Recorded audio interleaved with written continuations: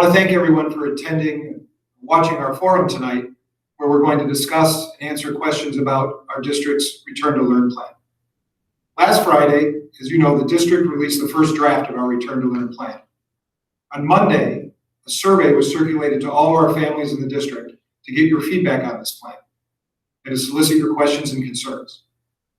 Over 2,000 surveys were returned, which is an extraordinary return rate, and we're very appreciative of all the comments and questions that were submitted.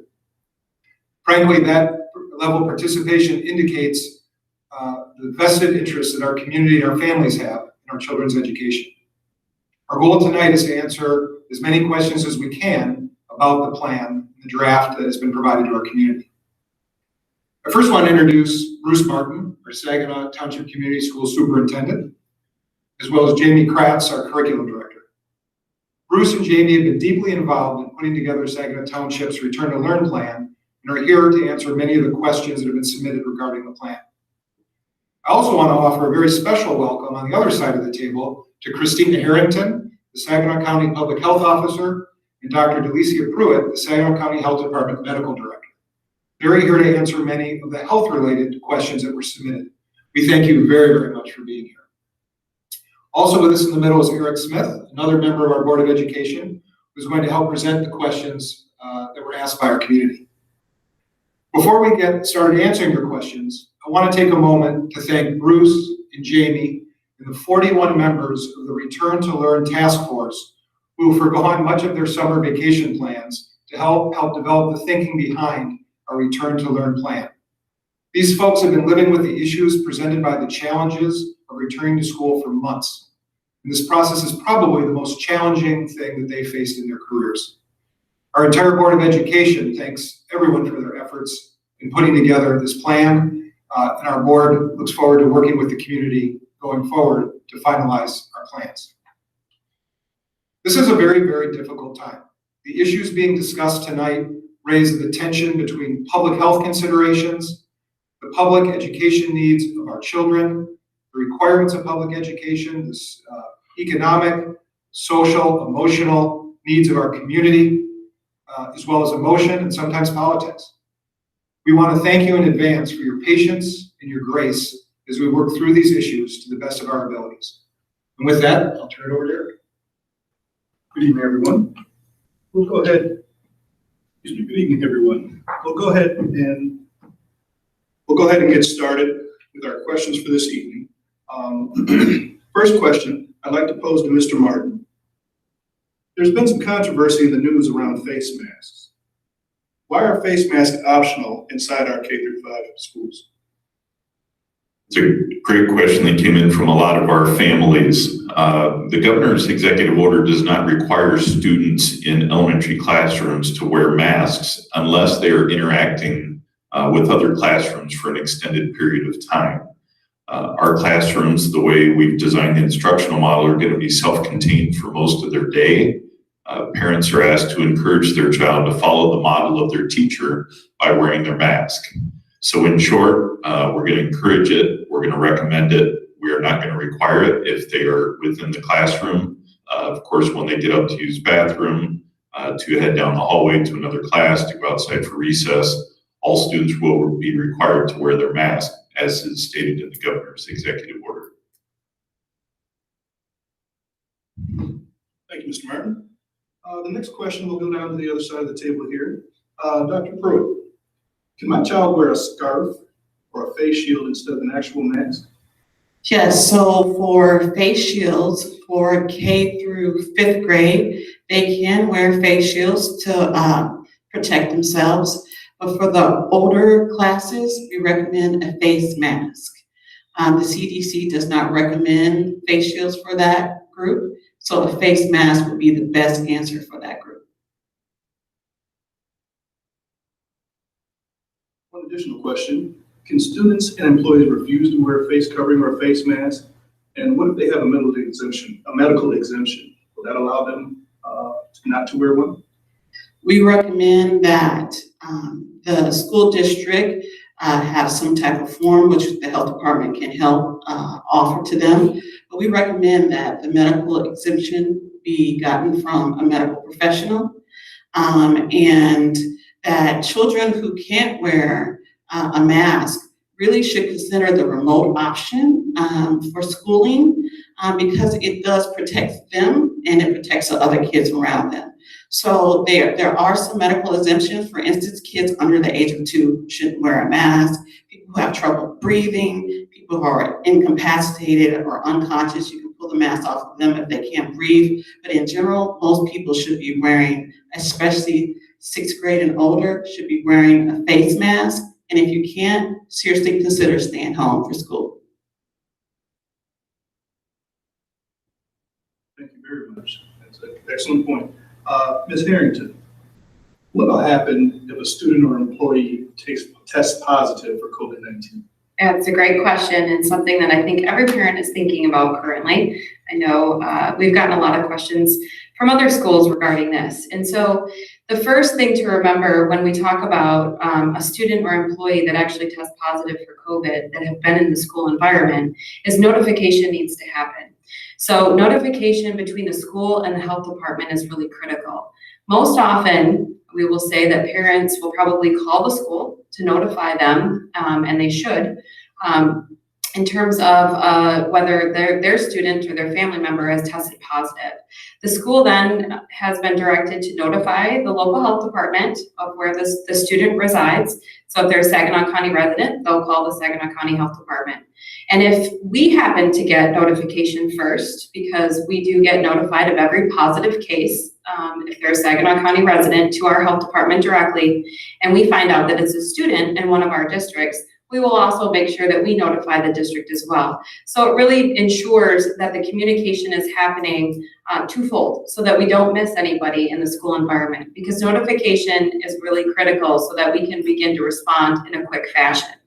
So from that point, then there's really an investigation that starts and a meeting that needs to happen between the school officials that you would see here at the table and our department, myself and Dr. Pruitt and our team, to first begin the investigation around that. So they'll begin to fill out a form, which really says, okay, who is this student? Where do they live? Are they symptomatic or not? When did they test positive? Begin to collect information, which is really important in our investigation, which then will lead to notification of families, cleaning and disinfection, and then the discussion around closures, which I think we'll get into a little bit later in some of our other questions. Excellent. Well, along that same train of thought, Ms. Harrington, what happens if someone is exposed to someone else who is tested positive for COVID-19? If outside of the school environment they are exposed to someone at home or somewhere else, and they notify us, what's the course of action if that happens? So some of that first information that they'll collect, the schools have a form from us where they're going to begin to identify what we call a direct close contact. So we want everyone watching to know what a direct close contact means. Direct close contact, as CDC has defined specifically for COVID-19, says that you are less than 6 feet apart from someone for more than 15 minutes, or at least 15 minutes. So obviously there's a lot of instances within the school environment where this may be the case. It could be in the classroom. If it's less than 6 feet separation of desks, these kids will be interacting for more than 15 minutes. It could be in a lunch environment, it could be on the recess, it could be if we talk about sports, it could be if we move to another classroom, and obviously out in the community as well. So we're really gonna work closely with the school and the folks at the school to begin to identify, once we know we've got a positive case, who meets the definition of a direct close contact. So for example, just because a student passes another positive student in the hallway, that's not a direct close contact. The level of risk by passing someone in a hallway is just the same as when we go to the store and buy our groceries. So people need to understand that, is there a risk there? Absolutely, there's still a risk. But anytime we leave our house, there's a risk, right? So we have to understand that there's sort of a threshold of a low level of risk. Where we want folks to be astute and where we're gonna define people as direct close contacts are those that meet that definition. those are the ones we want to quarantine. They want to stay home. They'll be excluded from school, or the teacher if it's a positive teacher. And so it's really important to know that they will be notified that says, yep, we think your son, your daughter, or this faculty member meets the definition of a direct close contact, which means we have to talk to people. We have to talk to the families in addition. And the health department, not only within the school environment, is also interested in knowing what other direct close contact have you had outside of school, at home, other places you've been. All of those that you've had interaction with that meets that direct close contact definition are the folks that we want to quarantine for 14 days. That's really how we stop the spread of this disease. If we can get people who've been exposed to stay home, then therefore they're not exposing others. That's how we stop it. Excellent. Sounds like the key along with that is communication and notification. And in that same vein, one more question for you, Ms. Harrington. Will the parents be notified if a student or an employee gets tested positive for COVID-19, and how will that notification take place? All right, so part of that communication between the health department and the schools is what kind of notification needs to go out. And we're seeing this a lot even in the public right now, is that people want to know when there's a positive case somewhere.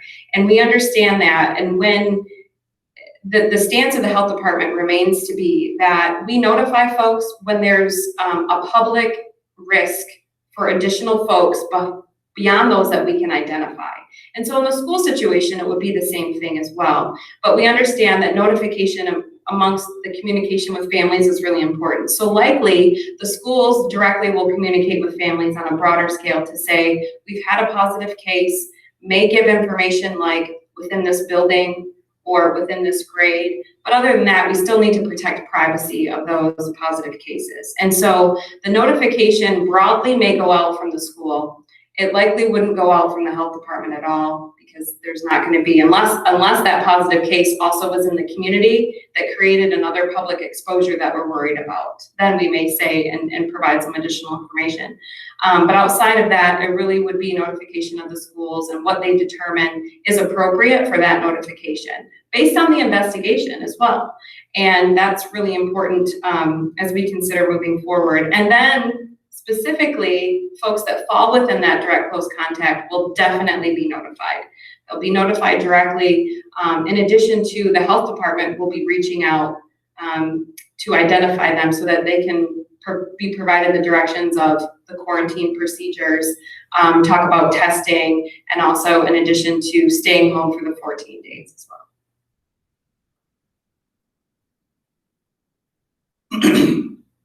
So I know one thing that's on a lot of people's minds is in the event that we do have some positive cases in one or more buildings, how do we decide if a school or if a district or is going to be closed or shut down? How is that decision made? That decision, again, is a conversation based on the investigation between the school officials and the health department to ascertain what kind of contact did the student have or the teacher have within the school buildings, right? So we've talked to the schools, all of the schools in Saginaw County, about trying to limit movement as much as possible, because the less that we can have movement or exposures within a school system is the less we need to worry about closures, right? The less the number of direct contacts would be made, right? And that's really what we're going for here. So they're working on, all of realizing you guys are developing those plans to minimize that movement, minimize that exposure as much as possible. And so that's a great thing. But we'll have to look at that, because let's say, for example, a teacher may have maybe more exposures depending on how they're moving within the school building on any given day. So if, for example, there's multiple cases, multiple classrooms, or multiple siblings, let's say we have multiple siblings, one in each building within a district, right? That's going to create more broader of a closure than if we've got one case isolated in one classroom where the kids are in there all day. Then maybe it's just that classroom that quarantines for that 2-week period. So it's really dependent upon a lot of factors. I know that's not always what parents want to hear. They want to say, like, well, if the case happens, we're going to close down for X amount of days, but that's not relative to the risk. So we're always looking at the risk and the details around that case in order to make those decisions. Thank you for that enlightening answer. I'm sure that sheds a lot of light for people. Dr. Pruitt, you know how kids are. They get illnesses, they have allergies, they get small colds. How are we going to tell the difference between that and COVID-19? How do we tell the difference between a kid who's just sneezy because he's got allergies or a child who actually has COVID-19? Yeah, that's a difficult question, and I get that question a lot. Let's talk about some of the symptoms of COVID-19 first of all. Okay, so you could have fever, chills, shortness of breath, fatigue, body aches, muscle aches, headache, sore throat, congestion, runny nose, nausea, vomiting, and diarrhea. Do you hear all those things? All of those components could be the flu. It could just be the normal cold. It could be allergies. And this is what we don't want. We don't want our parents to try to be a doctor and try to determine, is this COVID-19 or not? The first thing I want you to do when you start having, your kids start having symptoms is say, I need to keep my kid at home because you're not sure. 80% of people with COVID-19 have mild illness. It feels like a normal cold. Some people are asymptomatic, which means they have no symptoms whatsoever, right?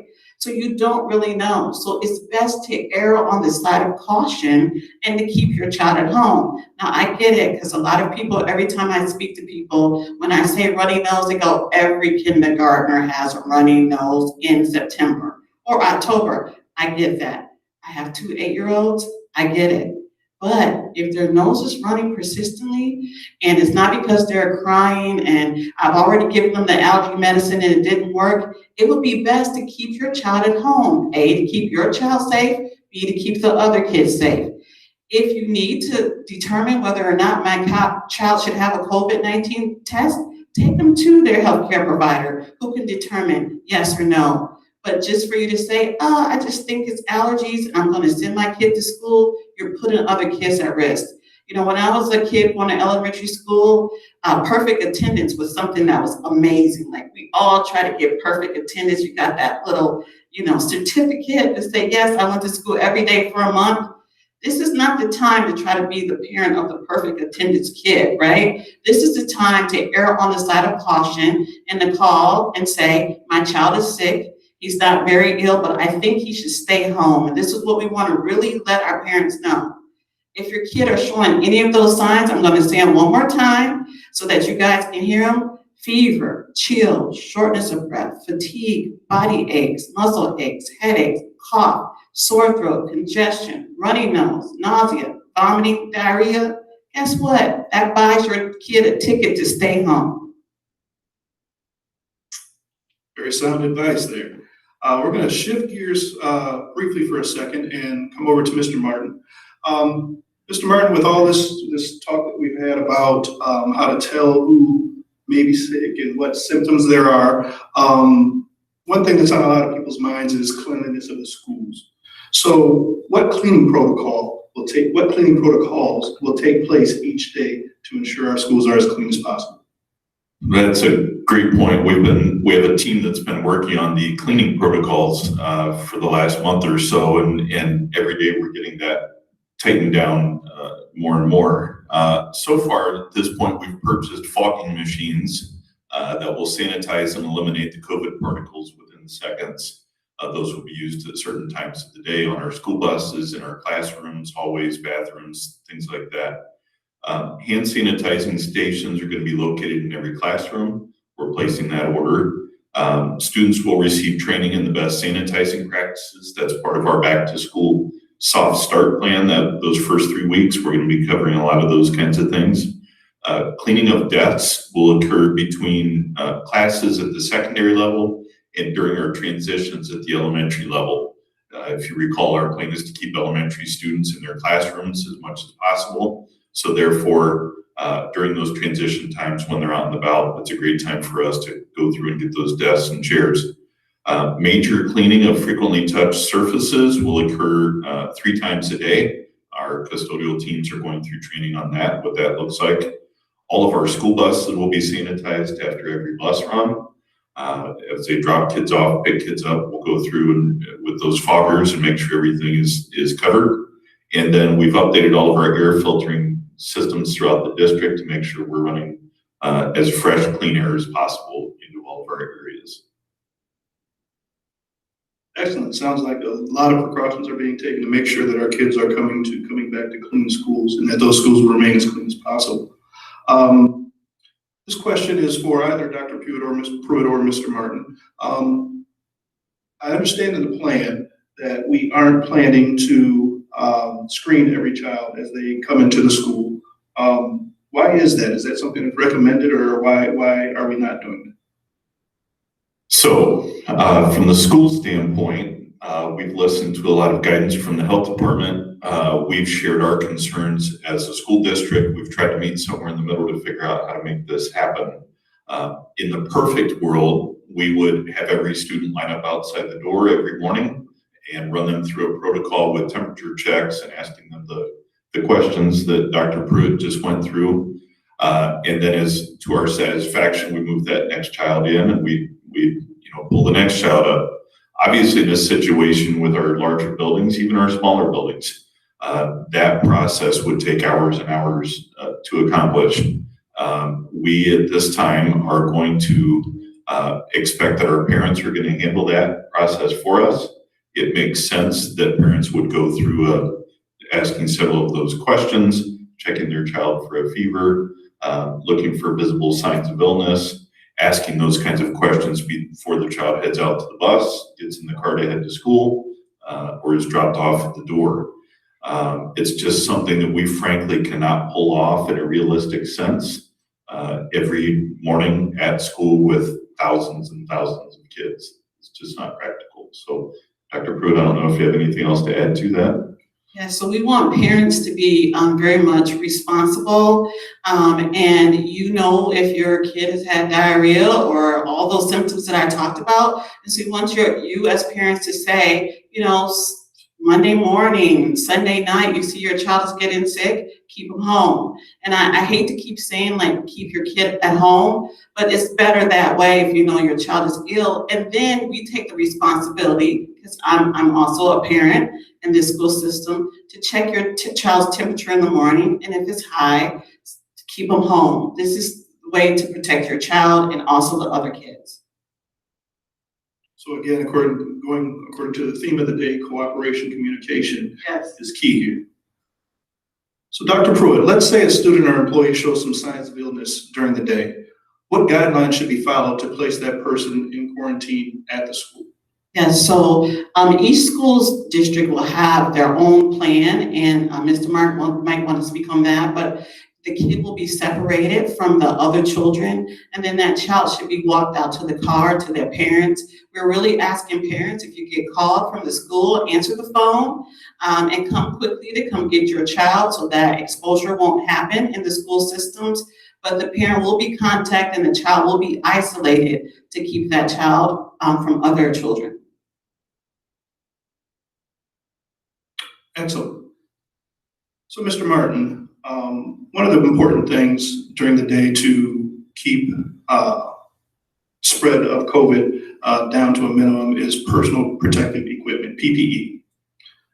Will PPE be distributed, such as masks, hand sanitizer, things of that nature? Will that be provided for the students and employees, or will everyone be expected to provide their own? No, we plan on providing all of those things for our students and our staff. We encourage families to bring their own if they'd like to. We know students and families may be more comfortable in a particular mask that they're used to, or a bandana, a scarf, those kinds of things. Obviously, those things still need to be school appropriate. That goes without saying.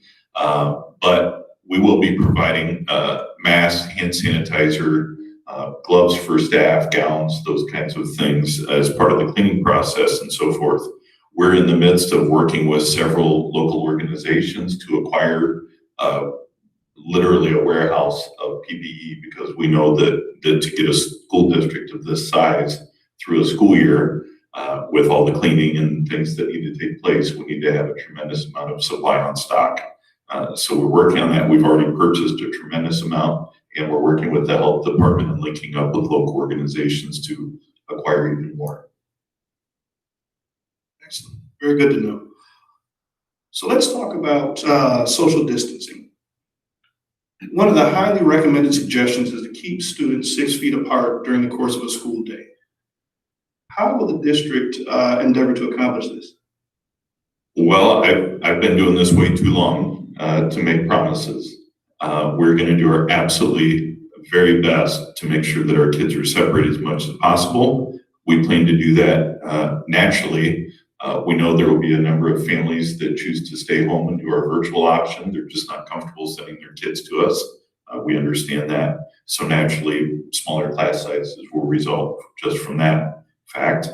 Non-essential classroom furniture, we're encouraging our staff to move those out and take them home. You know, all of our, my wife's a teacher, you know, there are bookshelves and you know, racks and storage containers and things like that. We're going to ask them to move those back home and use them, you know, transport them each day as they need to. Our K-5 students, when it comes to social proximity, again, are encouraged to wear face masks, and our 6-12 kids will be required to wear masks at all times. Staff are also required to wear masks at all times. To the best of our ability, we're trying to arrange student seating to provide as much space as possible. We did set up a couple of test classrooms with each desk having a 6-foot radius around it to see what that would look like at the high school and the middle school and the elementary. We were very concerned with the size of our classrooms to see that we were able to get between 10 and 11 students in that classroom. So I know that's been a concern of our families. Several of our families brought that up on the survey. We just physically do not have the space to provide that kind of a setting in a classroom with 28 kids, all 6 feet apart. It's just not physically possible. We also don't have empty school buildings here in the district that we've hung on to over the years that we can spread classrooms out and move them to new buildings. A couple of our districts in the region are able to do that. We don't have empty school buildings like that. So we're going to do the very best we can, keep kids separate as much as possible. But I need to be very open and honest with our families. That's not something that we can promise to the letter. So once again, we see it coming back to the cooperation and communication with our families and keeping yourself protected and keeping your kids at home when they are sick. Dr. Pruitt, will students and staff who have a fever of 104 or higher be restricted from all school activities? That's a strong yes. If you're sick, stay at home, and stay at home means not to play a sport or after school activity. We really want to make sure that you guys know that, you know, sick people don't do sports. They stay home and recover, and when you're well, you can go back. But at this time, if you're sick, stay home.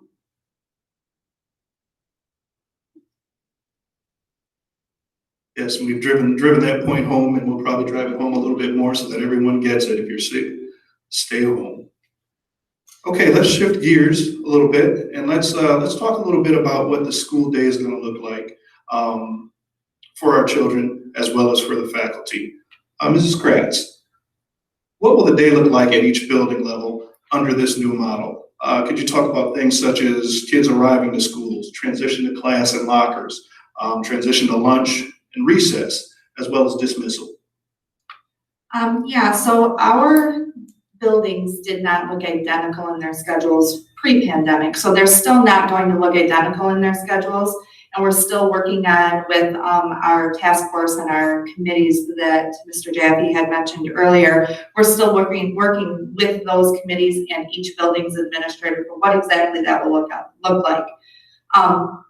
We are still working on that, but what we do know is that arrival time is going to possibly be staggered. If you're dropping your child off or asking not to drop them off really early before school starts. Each building that has lockers are going to come up with a process and policy for kids to limit their access to their lockers, so it won't be as necessary for them to go to their locker and hang out the way kids do sometimes.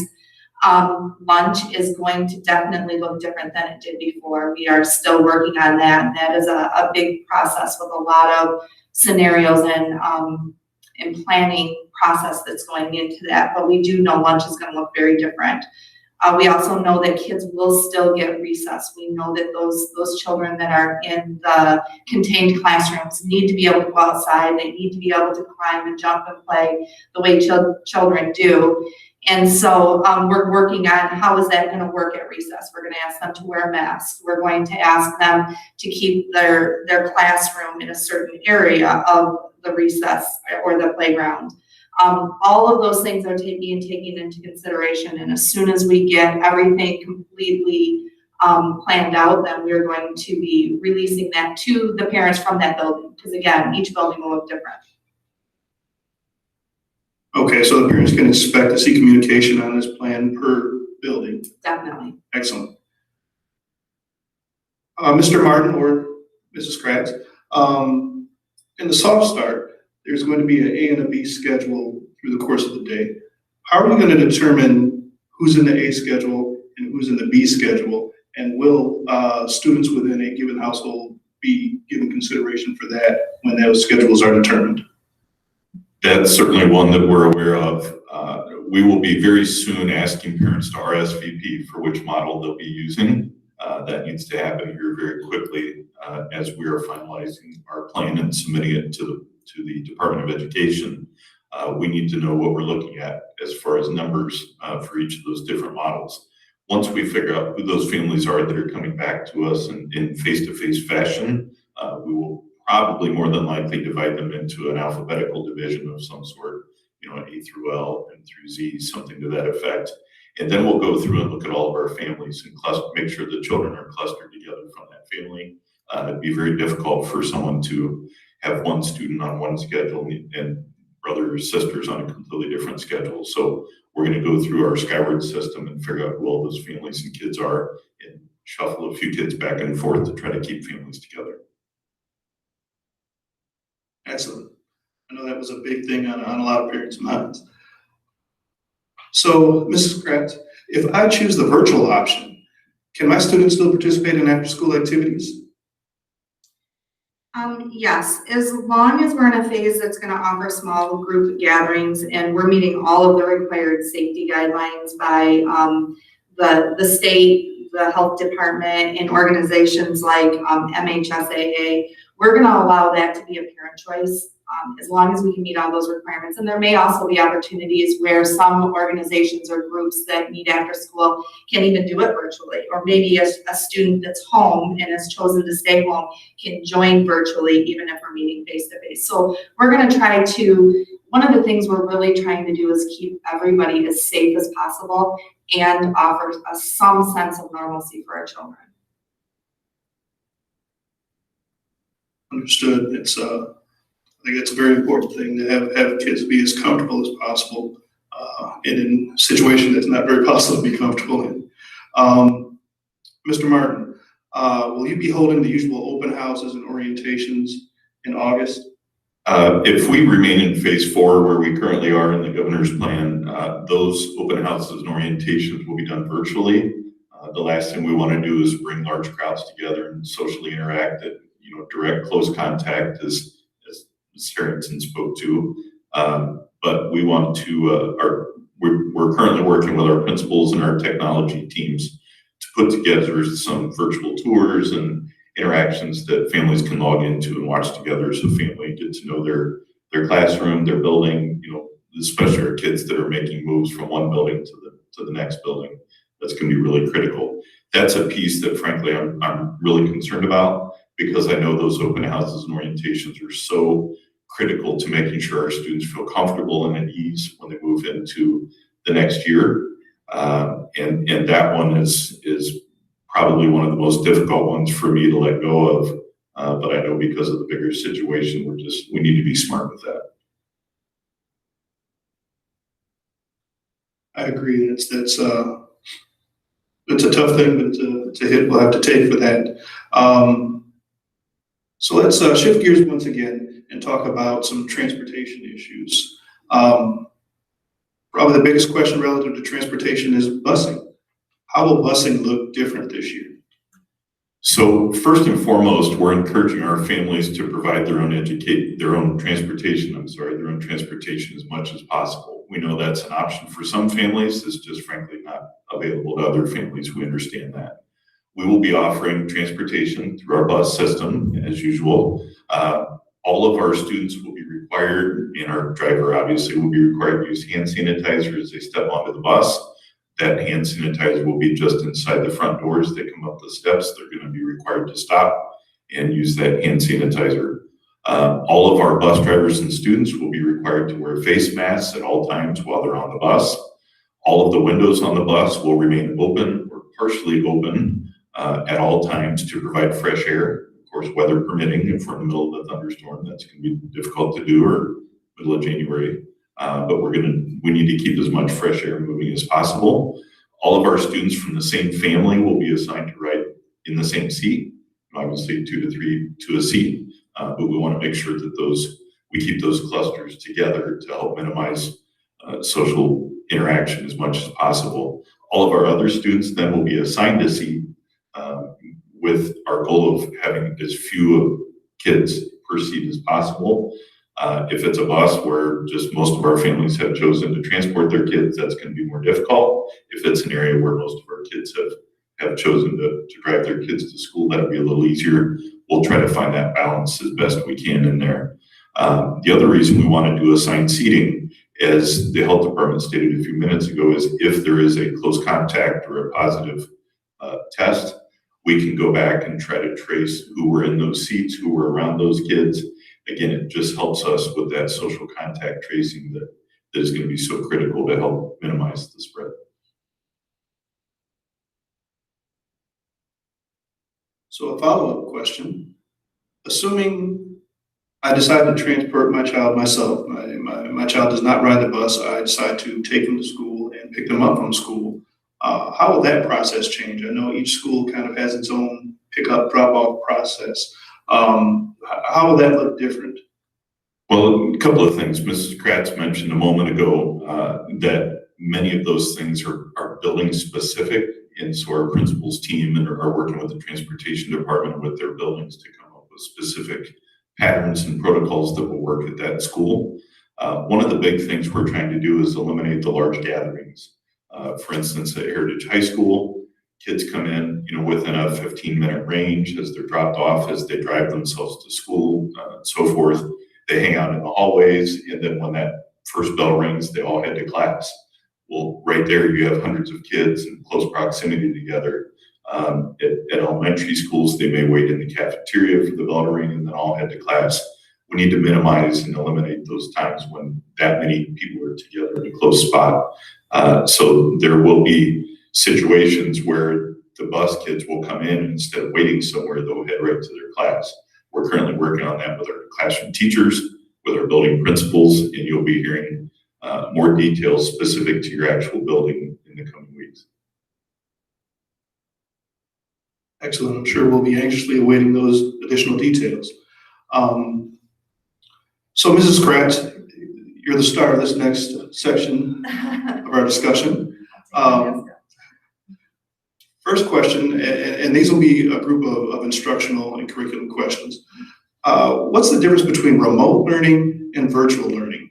They kind of sound like the same thing. Could you help us understand what separates the two? Yeah, it's really important that we understand the difference because they do sound the same. That's because both of them have a technology component to them. So virtual learning is where you are learning solely with technology. So that would be in our plan. We mentioned that one of the virtual options, or our virtual option that we're leaning towards, is Edgenuity, where students stay home. They are not doing face-to-face learning. They've made that choice to do virtual learning. They're going to stay home, and they will mainly log into Edgenuity and go through their courses or their course on that learning platform. They will have a Saginaw Township Community School teacher who is their mentor teacher and somebody who tracks their progress, and also they can reach out to get support from if they get stuck or they just need that connection with one of the Saginaw Township teachers. Remote learning also has technology as a part of it, but remote learning is what happens when our face-to-face children get moved into phase 3. They will then move to learning from home, and they will have their Saginaw Township classroom teachers will teach them remotely. So that is the difference between remote and virtual. It's really important that we understand that before we make a decision to commit to face-to-face or virtual. Okay, so remote learning will only take place if we go into phase 3 and can no longer have students in the classroom. Correct. Excellent. Very important to understand those difference between those two. Thank you. So you mentioned that the virtual learning option that the Saginaw Township School District has adopted is called Ingenuity. Can you tell us a little bit about this program and why we chose it? And then can you help us understand how well that matches up with the standard Saginaw Township Community School curriculum? Yeah, we chose Ingenuity for a couple of reasons. The first reason we chose it is because we have been using it at our high school level for our online option for our students for quite a while now. So we have experience with it. We also, through that experience, we've also created a model that we really believe allows students to be successful, and that includes that mentor teacher that I just mentioned. So instead of a student logging in and just independently working through Ingenuity at their own pace, they're going to have that support system, and that's the difference. So they will have a mentor teacher, a teacher of record. That teacher will be somebody that will support them, that they can contact, that will keep track of their progress. So if they seem like they're not engaging or they're not doing logging in the way they're supposed to or completing their lessons with success, that teacher will reach out to them. That is a model that we've used at our high school. We've also used it with our community ed opportunities for students to take courses in the summertime if they would like to earn specific credits or something like that. And it's a really successful model. So it's something that we already have experience with. That is the first reason why we chose Ingenuity. And the second reason why we chose Ingenuity is we really looked at the reality of what offering families choice would be.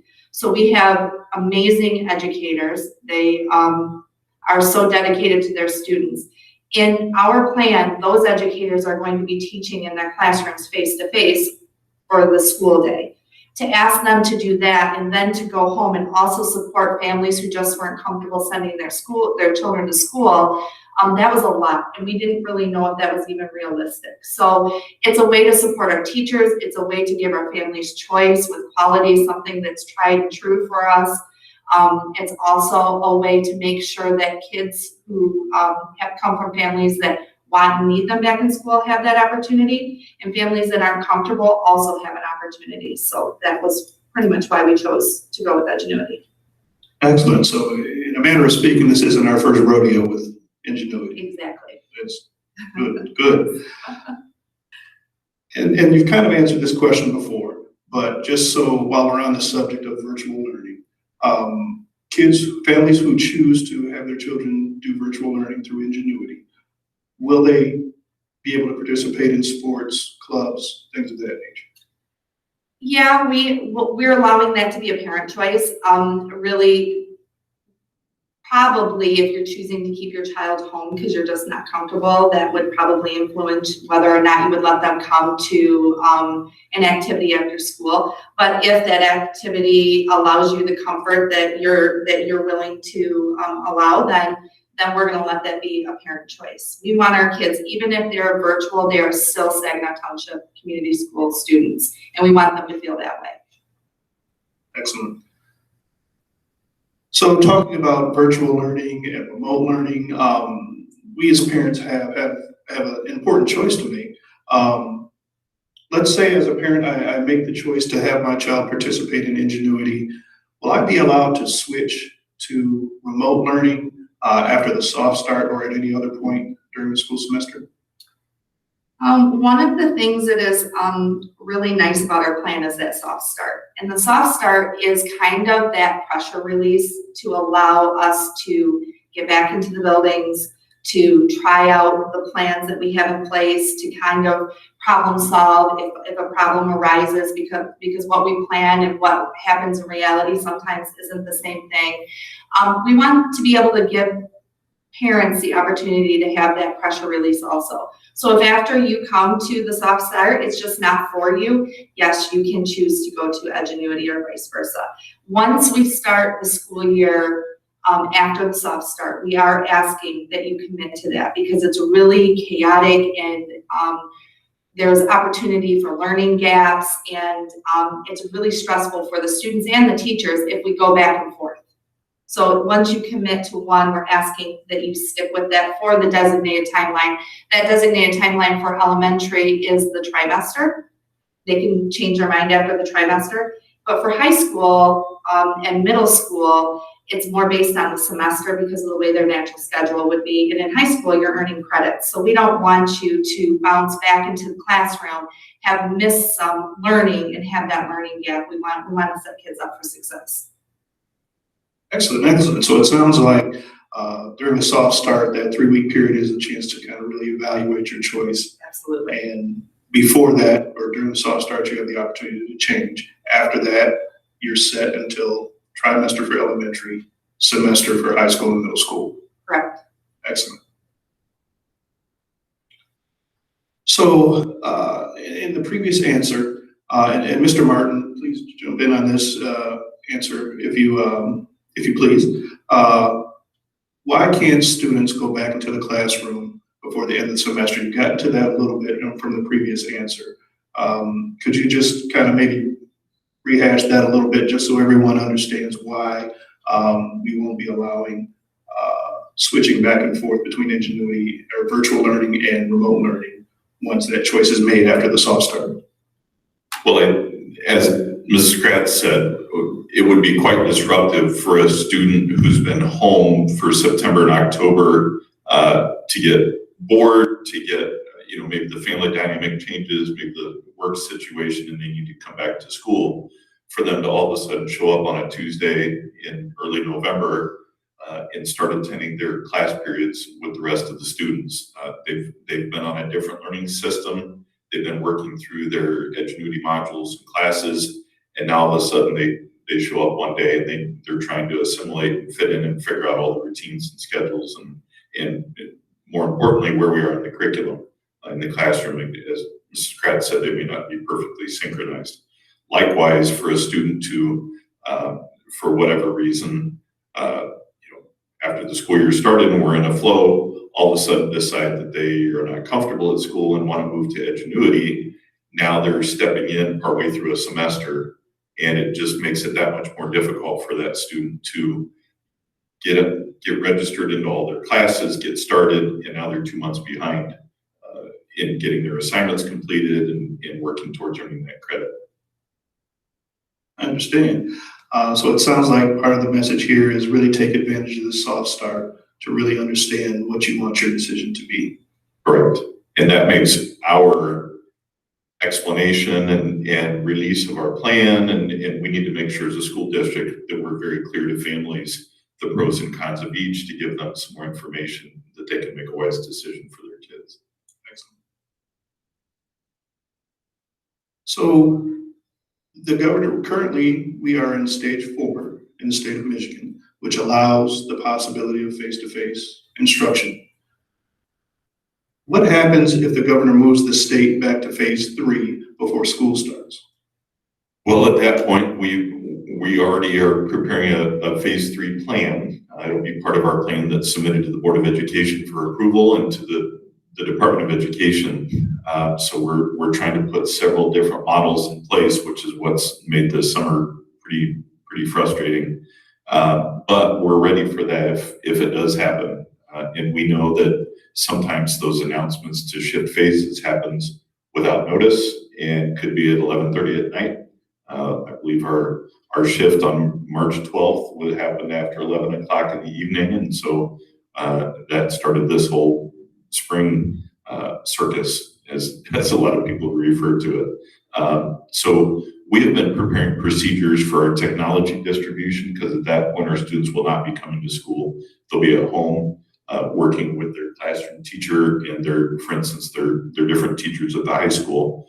So we're prepared with technology to hand off to them as they head home for however long that needs to be. We are continuing our training from this past spring with our teachers in Seesaw for K1 and 2 and in Google Classroom for grades 3 through 12. That is our learning platform that we build our lessons and our communication with our students on. I can assure the families that that will be much more robust and rigorous this fall than it was in the spring. I'm fully expecting attendance to be taken, letter grades, all those kinds of things like you would see in a regular classroom. We want to make that as close to a normal classroom experience as possible, knowing that it will never be the same. You just can't replace kids in a classroom with a teacher for day-to-day learning. There's no replacement for that, but we want our remote learning plan to mirror that as closely as possible. These first few weeks of school, we need to be focused on wellness checks to see how our kids are doing, especially if they're at home and we're not starting in person until after the year begins. We need to build a sense of classroom community, which is going to be very difficult over a virtual learning platform. We know how critical that is at the start of every school year between the teacher and the students in that class to really develop that sense of class community, that trust, understanding routines and procedures in that classroom. The more time we spend on that in those first few weeks, the better the entire rest of the year goes from a learning standpoint. So if we're on laptops and computers, that becomes even more critical and it becomes even more difficult. But we're working on training with our staff to be able to do that. And then, of course, training our students on the learning platform. You know, a superintendent friend of mine from another district said, what would you have done differently on March 1st last spring if you knew March 13th was coming? And obviously there are a number of things that come to mind we would have done differently if we knew that was approaching. And one of that would be making sure that our students are extremely comfortable with Seesaw, Google Classroom, Edgenuity. How are we going to transport, you know, what do I do with my homework? How do I upload it to Google? You know, some of those technical things, we need to make sure that those are in place. We're planning on doing that during the soft start. If we're in phase 4, we're going to cover all of those kinds of things. But if she moves us back to phase 3 and we never begin the year in person, we need to make sure we cover all those things in a remote fashion. So that's going to be tricky, but we're preparing our staff through training to be able to do that well. And just kind of a follow-up question. Let's say that we are moved to phase 3 during the school year. And how will that affect kids who've chosen to do Ingenuity and kids who have chosen to do remote learning?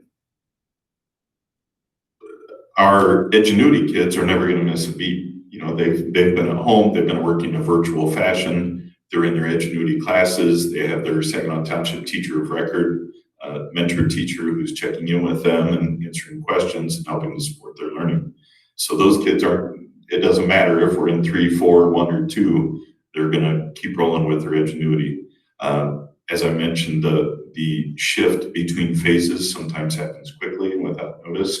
And so if it's the second week of December and we get the call that we're moving to phase 3, we'll make sure all of our kids have technology devices and the teachers will already be ready to flip into a remote learning mode through the training that we're providing in the next several weeks. Excellent. It's great that you all have considered that and have come up with a plan that allows you to pivot quickly in the event that happens. So one question about attendance. If I'm an online student, how will I be marked absent? If I don't check in for the day, how will I be marked absent? Will parents still be notified? What's the plan in that scenario? So our school has attendance policies that everybody is aware of, but what a lot of people aren't aware of is that those policies are actually based on pupil accounting policies, which is mandated. So pupil accounting policies will tell us how we have to count a student as present or absent in a virtual setting. We're working right now with our ISD. Actually, I spoke with them this morning to see if there was any further updates, and they said that they continue to work on that because those mandates are changing because of the scenario of COVID that COVID has put us in. So as soon as we have that guidance from our ISD and the pupil accounting mandates, we will definitely get that information out to parents as soon as possible. But we do know that there is going to be a component of how much time a student is engaged online, how much time a student is engaged with the computer, and how much time a student is expected to be engaged away from a computer, because that's what is developmentally appropriate with any remote or virtual learning opportunity. So we'll be getting that information out. It's changing daily right now, but I feel like we're getting closer to finalizing that. Excellent. So that sounds like another example of how the remote and virtual learning plans will be much more robust than they were in the spring. Yes. Excellent. So, Mrs. Kratz, how will students with special education IEPs be supported in this scenario? This is an area that we've been very conscious of, and like the rest of our plan, we've included our special education staff in every part of the planning process. So we will absolutely meet the needs of our students with disabilities through the individualized education plan process, which includes collaboration with parents. The district will continue to recognize and continue to meet the student needs of students with disabilities under every phase. It doesn't matter what phase we're in. Every family with a student that has an IEP will be actually contacted in the fall, regardless of that requirement and that meeting requirement, to discuss their needs and supports during our soft start and moving into our school year. Excellent. It sounds like another advantage of the soft start. It gives us a chance to really evaluate that for those students. Mr. Martin, one big thing on parents' minds is preschool and step-by-step. Will these programs be up and operational? Yes, we're planning on operating both of those starting in the fall. We ran our summer child care program this summer for a couple of months. It worked out a lot of those kinks and the social distancing and the masks and how do we do lunches with those kids in a smaller sample size. And after that program, we learned a lot and we've adjusted some things and we're ready to move forward with our preschool and our step-by-step. So yes, those will be in place. They will have the same social distancing and mask expectations that our other kids will, obviously in a developmentally appropriate format with preschoolers. As Dr. Pruitt mentioned a little bit ago, there are a couple of things that are different for the very young ones, but we'll make sure we communicate those. But yes, we're ready to be successful with those programs and serve our families.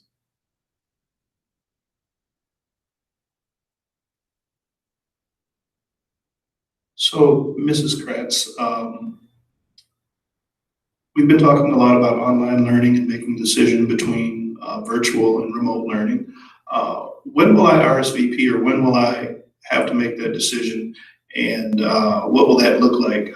And how will I have an opportunity to do that? I guess what's the mechanism for alerting the school district to which direction I've chosen? We will be asking families to commit to face-to-face or virtual very soon, within the next week, probably. We're going to do that through a survey. This is going to allow us once we know where parents are and who's going to commit to virtual, who would like to commit to face-to-face, it's going to allow us to plan with more detail, because like Mr. Martin had mentioned earlier, we are expecting smaller class sizes because we do know there are some families that are worried about face-to-face learning, and that's okay. So that is gonna impact our decision-making and our planning slightly, even though we have the rough draft. We'll be able to zone in on some more details with that. With the idea that, again, after our soft start, families will be asked again, are you happy with your choice, or would you like to change your mind? And they'll be allowed to do that. Okay, so commitment or initial decision in the next couple of weeks, Yeah. and then reevaluation during the soft start, and then it's off to the races. You stay in the lane that you're in at that point. Right. Excellent. So if I as a parent choose a completely different virtual option, so not our STCS sponsored Ingenuity and not face-to-face. Will my child still be an STCS student? Actually, no. If you choose to go in a different direction with another program that's not offered and supported by Saginaw Township, your child will no longer be a Saginaw Township student. However, before you make that very important decision, we ask that you contact our school officials here to discuss your options. If you're concerned about something, if you need more information about one of our plans, we'd really like an opportunity to talk to you. We ask that you would contact your child's principal, our curriculum director, Mrs. Kratz, our special education director, Chantel Monston, for a conversation about the best fit for your child. Obviously, we don't want to lose any of our kids. We feel very strongly and passionately about giving our kids the best education possible. And we feel that Saginaw Township is the way to do that. We feel very comfortable and confident in the options we're putting together for our families. If you feel that neither of those will work for you and you'd like to go elsewhere, if you could give us a courtesy to talk and answer your questions and so forth, we would greatly appreciate that. But no, those students would no longer be with Saginaw Township. Understood. And kind of going along with that, it's important to think of, the consistency and for the child is a good thing to consider there. But that's an excellent answer. I'm sure it'll help a lot of parents to better make that decision. So when we're talking about this remote learning and virtual learning, obviously you have to have equipment on which to learn. How will families get technology support if they choose the virtual option, or if we have to switch to remote learning at some point in the school year? How do we ensure that everyone has the access that would be needed in order to participate in virtual and online learning? One of the things that we've done is we've created committees specifically for certain topics. So we have a technology committee specifically to support students, teachers, and families. Families are going to get as much support as they need. We have a list of supports for families. We're creating our own website for parents to access with tutorials and help options, as well as contacts. If you need to speak with somebody about something specific, you'll have that opportunity. We're going to have virtual learning sessions, including possibly the virtual open houses and those types of activities that Mr. Martin discussed earlier. In addition to that, our Soft Start is going to offer students the ability to also learn about those things. So they're going to be much more independent at every level just from that Soft Start and the ability to practice with those technologies. So we've got a lot of different levels of support for families in their technology needs. So what if my family doesn't have a computer? Or doesn't have a computer, or doesn't have enough computers within the home for all the school-age children that may be in that home? How will Saginaw Township School District support it? If you're choosing the virtual option, or if we move into phase 3 and we use our technology through our remote learning option, we do want each child to have their own device. We are not a one-to-one district. So we're asking families, if you do have a device that's reliable, to please use that. But if you don't, that's going to be part of the survey. If you're choosing virtual, we're going to be asking, do you have a device? Do you have the support that you need? What does that support look like? All of those things will be part of the survey that I just mentioned. Okay, so basically, if a computer is needed, We will get one that will be one. provided. If you have one in your home, please go ahead and use that for the virtual or remote learning as needed. Yes, we will make sure kids have computers.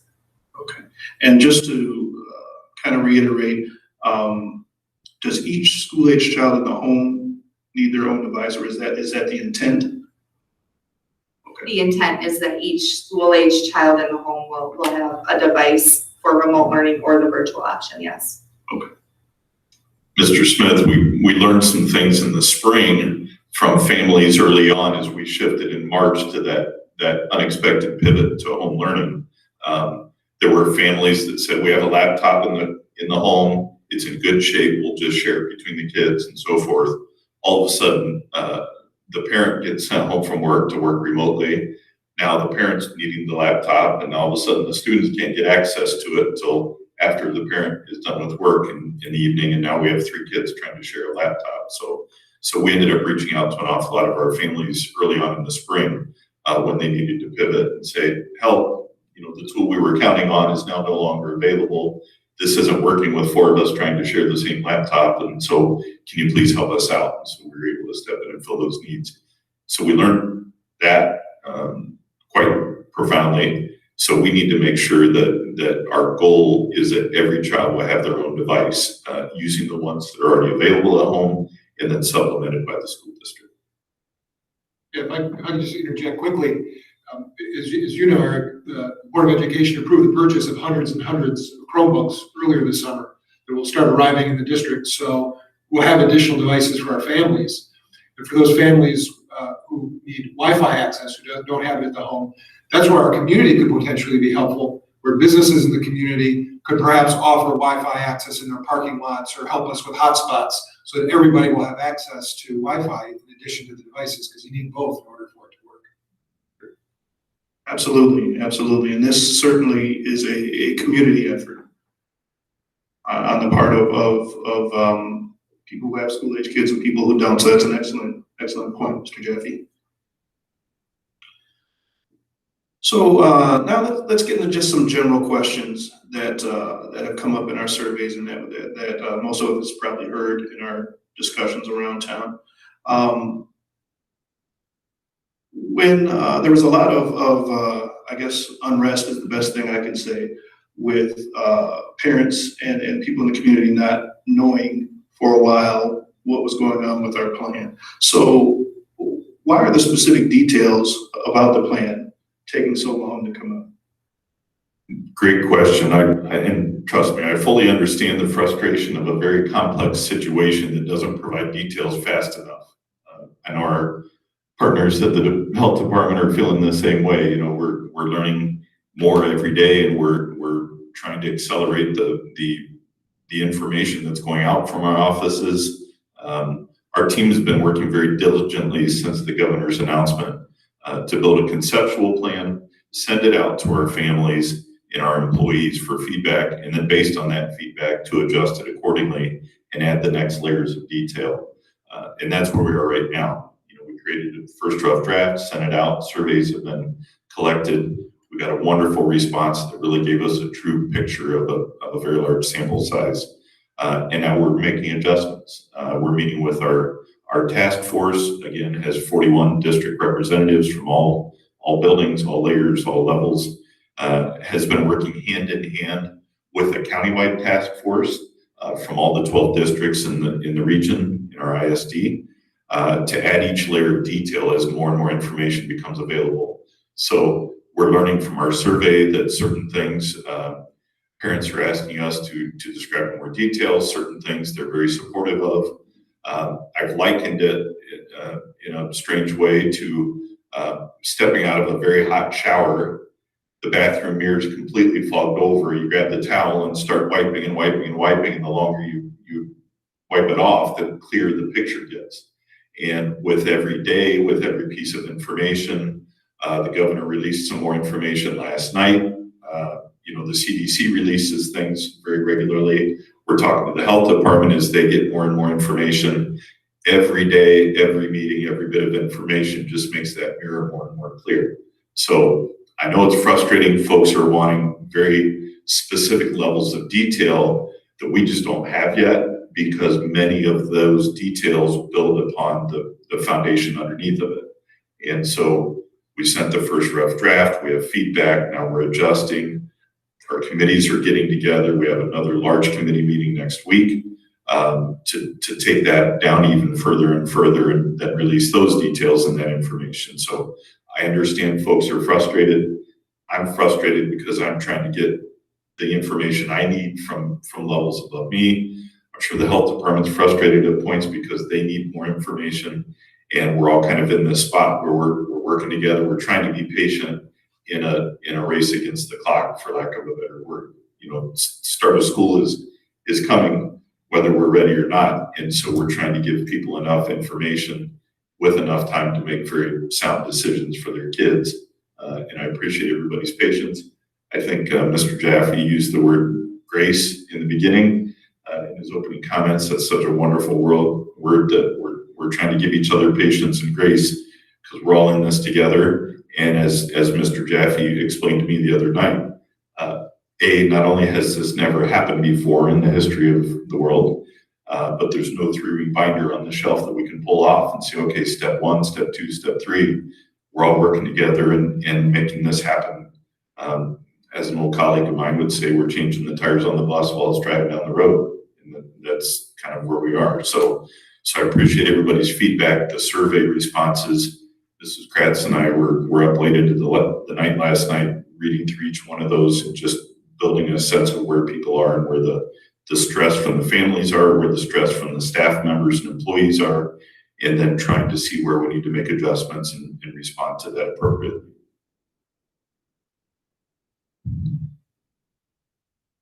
Those are very important points, particularly the point about providing a little grace to each other as we move through this together. I think we could all use some of that.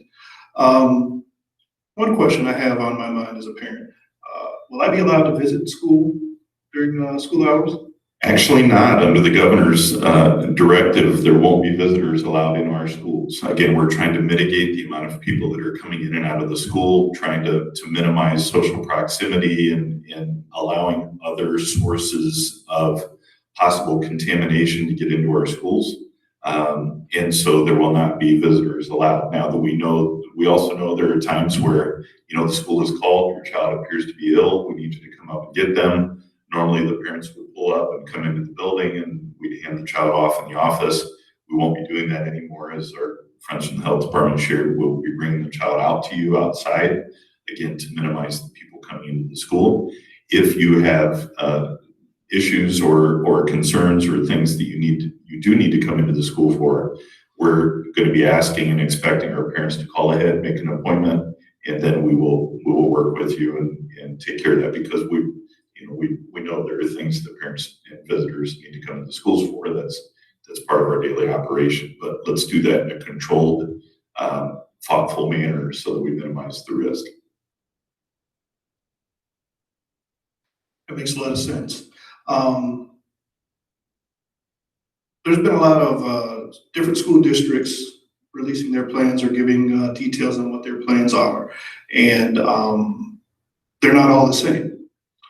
So one, I guess, way or plan some other districts have is to employ an every other day or every other week option. So what is the thought process behind Saginaw Township Community Schools deciding not to employ that option? That is a model that we heard a lot of back in June and early July, and we're starting to see less and less of that. I think as you start thinking of the reality of making that work, and not only for the school district, but making it work for families, we're seeing more and more districts starting to step away from that some. What is commonly referred to now as kind of a hybrid system, where kids are in school some days, they're at home learning other days. As you said, usually they're on a day on, day off, or a week on, week off kind of pattern. We did consider that. That was one of the pieces that we started with as an option.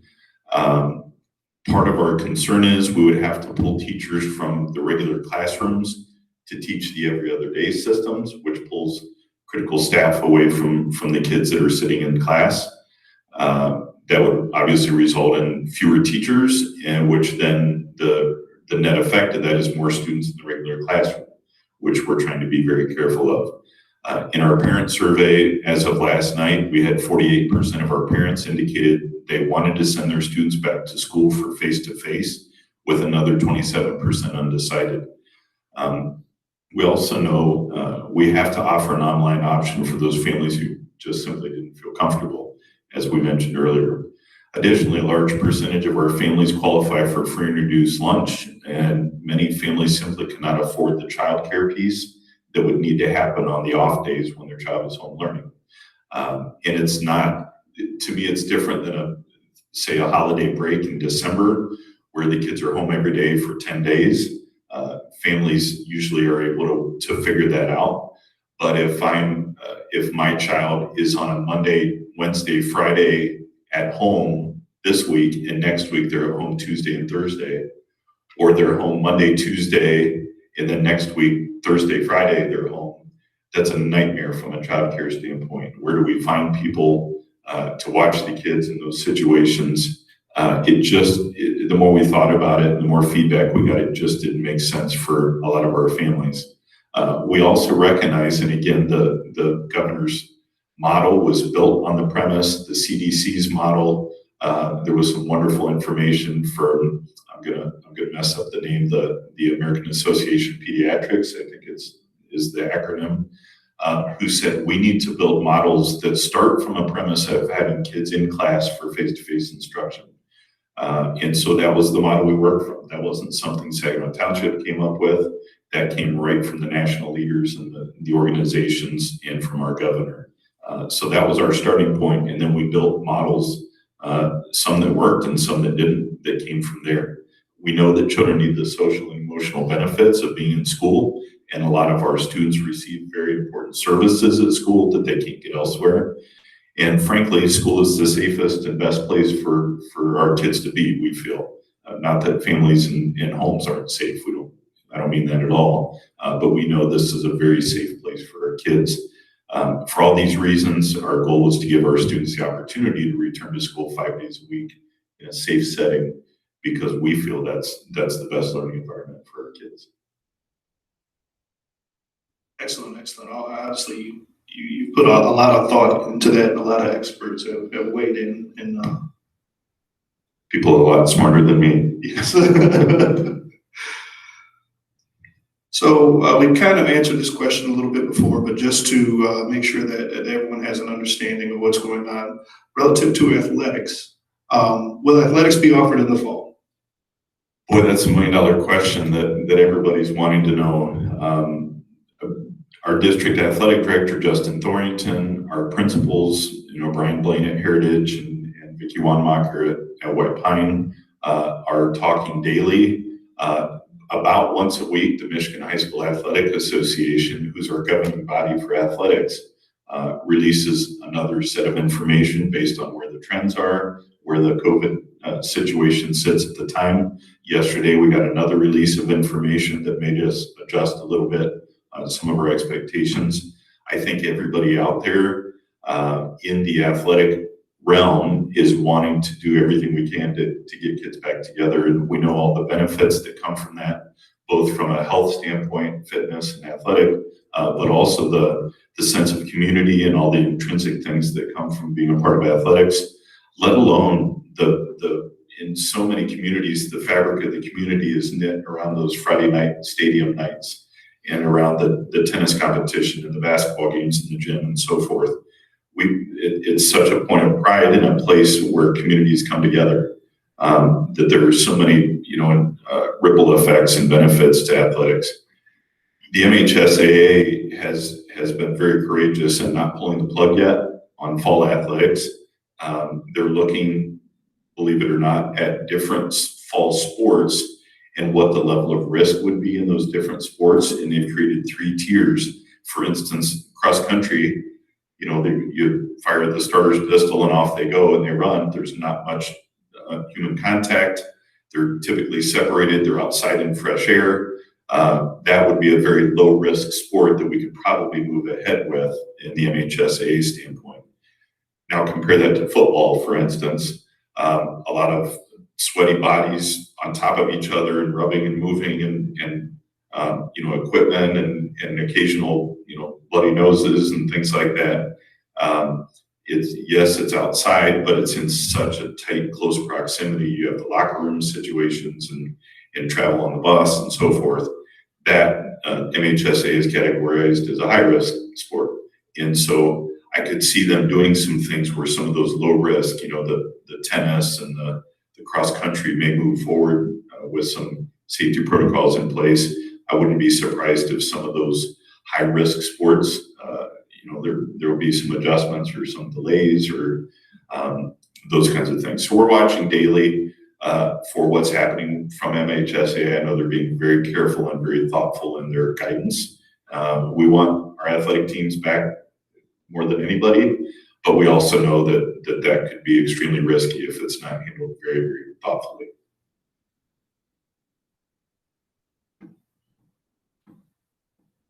So the next question is for Ms. Kratz, excuse me. Our kids' families, and employees have been through a lot since March. It's been a difficult time for everyone. What's the district doing to ensure social, emotional well-being of students and employees this fall as we approach the start of school? We are taking this very seriously. What you're talking about is called social emotional support or social emotional learning. And so one of the things that we did immediately is we started reaching out to our own experts, our counselors, our school social workers. We do have a wellness committee, our administrators, and we're bringing them together to look at how we make sure that our staff and our students are supported when we come back together. This has been and continues to be a very stressful time for various reasons, not just COVID. A lot has happened in the world since we last saw each other March 13th when school was called off. So our district experts are going to be working on teaching students strategies on how to handle stress and anxiety, feeling isolated and overwhelmed. We're going to also be working on identifying and helping students and families that might need extra support. In the spring, we took a survey, families that indicated that they needed extra resources or that they were feeling isolated. Our social workers and our counselors actually reached out and made hundreds of phone calls to them. So those are the types of things that did work in the spring that we're going to move forward with in the fall, especially since everything that has happened since then. The other thing that we're doing is we're working with our wellness committee to create training in PD and support for our staff, because we want to promote self-care and avoid professional or emotional burnout there. We know that we need our teachers back. We need them healthy. We need them ready to educate our kids, and we need them to take care of themselves also. We don't want to lose sight of that. So teachers are going to be taking part in PD, professional development, when we get back in August, right before school starts. We're going to take some time to recognize what our community and our families have gone through and to work on ways that we can help support them. We are definitely here for our families and our staff, and again, we're taking it very seriously. Excellent. Once again, very glad to hear that you guys have thought about that or taken it very seriously and developing plans to address those types of things. So, Mr. Martin, our school is required by the Michigan Department of Education to provide 180 days and 1,098 hours of instruction like in the past, or have there been some changes to that guideline given the current environment that COVID has created? Well, at this time, we're still being held to that mandate. That requirement has not changed from the Michigan Department of Ed or the governor. We did see some flexibility in that back in April when we were shut down. There were a few, we didn't get a free pass or anything. We still had very high expectations, but they allowed us to build in a couple of days of professional development for our staff, for instance, that we could use to make sure we were pivoting into this new electronic digital format quickly. But at this point, they have not lifted those requirements. 180 days of instruction for each child, 1,098 hours. We're being held to that standard, and therefore our calendar for this new year has been put together to meet that. We don't plan on that changing, and frankly, if those are lessened to some degree, we'll have to weigh that very carefully, because we do believe, all of our kids deserve a high quality education. We want to make sure we provide that for them. Excellent. Well, I believe that brings me to my last question, and with that, I'd like to thank you all for allowing me to be your moderator today. I'd like to thank Ms. Harrington and I keep wanting to call you Dr. Seal. Dr. Pruitt. Yes, thank you for your participation and the wonderful information that you gave for us today. And thank you as well, Mrs. Kratz and Mr. Martin, for your answers and participation. And with that, I will turn it over to Mr. Jaffe. Thanks, Eric. Did a great job moderating and issuing all the questions. Thank you very much. And to everyone on our panel, thank you for your time, your expertise, your partnership with the health department and the schools so that we can do this the right way. For those of you who watch this, I think it should be clear that everyone from the district and from the health department want to protect our kids, we want to protect our teachers, and we want to protect our community from the transmission of COVID-19. For those that are worried about the virus, a virtual option is being offered. And for those of you who want or need your children to be back in school, an in-school option is also being offered. As I said at the beginning, and as was reiterated throughout, this is a difficult situation that doesn't present an easy button. If there was an easy button, we would press it, we would know the answers, and we would be able to march forward. And the plan would have been finalized weeks or months ago.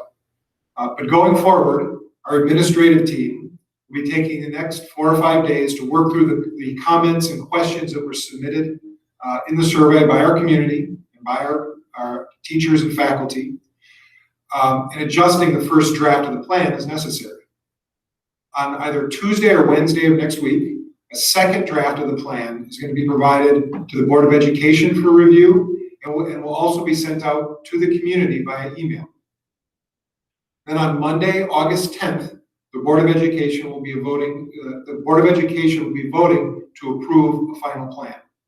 The times and locations of the board's meetings are available on the district website at stcs.org, and all meetings are open to the public. In closing, I want to thank you for joining us and for watching us.